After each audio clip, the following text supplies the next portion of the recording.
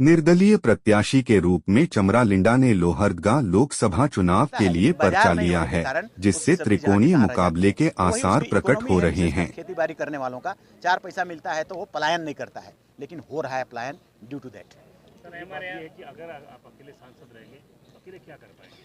सरकार में आपकी भागीदारी किसकी? मेरी आंदोलन होगी, हम 10 ठो को इकट्ठा करेंगे, जो भील है, जो गोंड है, और पार्लियामेंट का जो आंगन है वहाँ बैठ जाएंगे, धरना दे देंगे। इसको सोचना होगा, करना होगा, देना होगा। चमरा जी, आप जेएमएम कैडर से विधायक हैं, तो क्या लगता है चुनाव में जेएमएम कैडर आपको सहयोग करेगा? देखिए, हमारा पॉलिटिक्स शुरू से ही सोशियो पॉलिटिक्स रहा है, और जाहिर है कि पिछला कल में हम लोगों ने सहयोग भी करा, तो हमारा सिसई भी निकल गया, गुमला भी निकला, तो ये सहयोग हुआ। तो हम सहयोग किस बैनर पे कर पाए? सोशियो पॉलिटिकल है, जिसके कारण कर पाए। हमें सोसाइटी रिकॉग्नाइज करती है और वो वोट करती है, जिसको कहने करते हैं, देने कहते हैं, वो करती है। तो इसीलिए हम उसको ये नहीं करते हैं कि क्या होगा नहीं होगा, बस हमें आपकी ज़रूरत है, आप देंगे, हमारे लोग देंगे, और उससे हम फाइट करेंगे। आपकी बातों से तो ये स्पष्ट लगता है कि आप केंद्र और राज्य दोनों सरकारों के कार्यशैली से खुश नहीं हैं। हाँ, तो हम लोग का तो बेस उसी तरह से रहा है। बेस हमारा रहा है कि हम मूवमेंट के तहत ही इसको प्राप्त कर सकेंगे। आंदोलन मेरा सबसे बड़ा आधार है। आंदोलन हम कहीं भी रहेंगे तो छोड़ नहीं सकते हैं हम। ठीक है, हम किसी को सपोर्ट कर लेंगे, उसके साथ रह लेंगे, लेकिन जब हमको लगेगा, खतरा लगेगा, जैसे कि हम लोगों ने 16 फरवरी को कर दिया रैली हमने, और बचा भी लिया हमने, तो वैसा खतरे आने वाले हैं। जैसे 2026 में डिलिमिटेशन वाला पॉइंट आने वाला है, उसके लिए हमको आंदोलन करना पड़ेगा, रांची घेरना पड़ेगा, दिल्ली घेरना पड़ेगा। तो हम कहीं से कहीं बंध के रह जाएंगे तो वो घेर नहीं पाएंगे, हम कर नहीं पाएंगे हम। तो ये पर्पस है। अच्छा, ऐसा क्यों होता है कि चमरा में केवल आदिवासियों के नेता बन के रह गए हैं? इतने अच्छे विचार रखने वाला व्यक्ति को सर्व समाज के नेता होना चाहिए। नहीं, हम उसके विषय में बुरा नहीं सोचते हैं अदर, लेकिन यहाँ सबसे पिछड़े और निरक्षर और अनअवेयर, तो उनको जग जाए।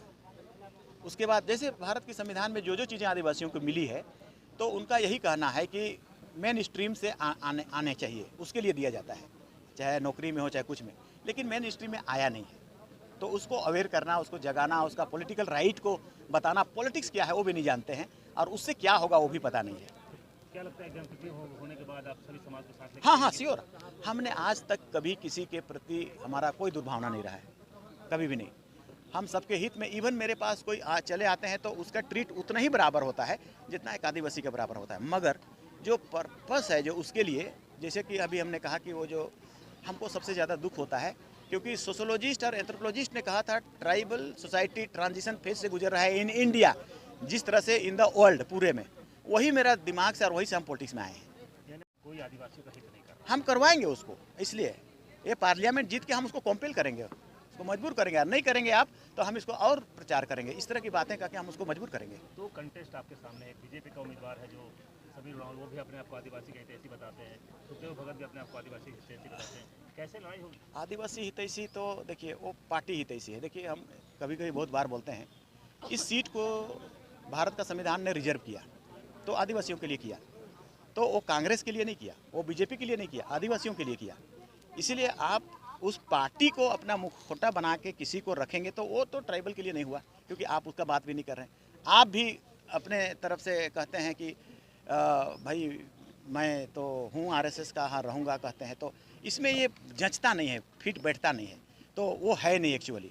तो ऐसा है कि पॉलिटिकल पार्टी अपना अपना कारखाना खोले हुए है, और वहाँ से अपना अपना वर्कर और अपना अपना एजेंट खोले हुए हैं, उन्हीं में से है वे लोग। चंद्रा जी, ये तो बहुत हल्की बात है, अगर आरएसएस में कोई सदस्य है तो वो गलत और कैसे? गलत नहीं है, सही है, मगर हम कहते हैं ठीक है, संगठन है, आप हैं वहाँ से, मगर हम ये कहते हैं कि आप हमको क्यों ख़त्म करने का प्रयास करते हैं? मेरा ये कहना है, आप हमको बनवासी मत कहिए, पहला बात।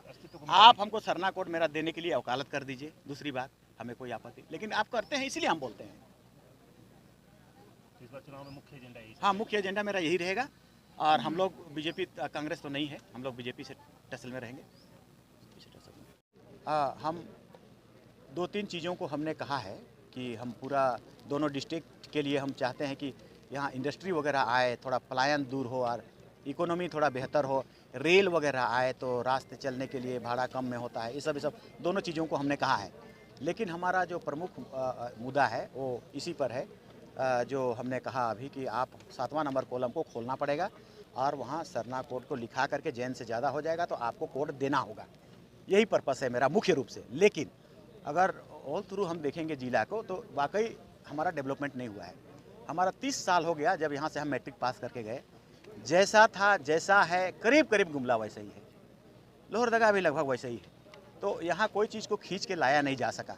हम चाहेंगे ज़रूर कि इंडस्ट्री भी आए, बोक्साइड है उसकी इंडस्ट्री आए, रेल भी यहाँ से वहाँ से क्रॉस करे, यहाँ के जितने भी सब्जी बेचने